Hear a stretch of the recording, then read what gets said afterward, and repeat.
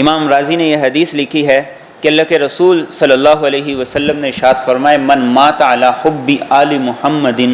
مات شہیدا، جو آدمی دنیا سے اس حال میں جائے کہ اس کے دل کے اندر آل رسول کی محبت ہو، وہ شہادت کی موت مرا ہے۔ الا ومن مات علی حب آل محمد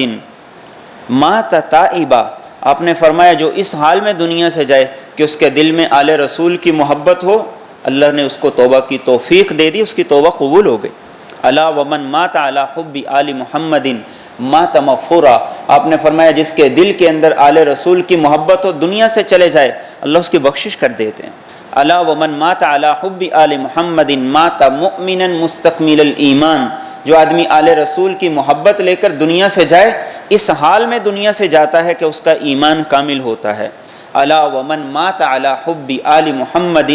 بشرہ ملک الموت بالجنہ ثم منکر و نکیر، آپ نے ارشاد فرمایا جو آل محمد کی محبت لے کے دنیا سے جاتا ہے، سب سے پہلے ملک الموت اسے جنت کی خوشخبری سناتے ہیں، پھر اس کے بعد منکر اور نکیر آ کے اس سے سوال و جواب نہیں کرتے، اسے جنت کی خوشخبری سناتے ہیں۔ اور آپ نے فرمایا غور سے سنا، الا ومن مات علی حب آل محمد یزف الی الجنہ کما یزف العروس الی بیت زوجہا، فرمایا جو آل محمد کی محبت لے کے دنیا سے جائے گا، جنت کی طرف اسے ایسے استقبال سے لے جایا جائے گا جیسے دلہن کو اس کے گھر کے اندر استقبال کے ساتھ لے کے جایا جاتا ہے۔ اور فرمایا کہ غور سے سنو، جو آدمی آل محمد کی محبت لے کر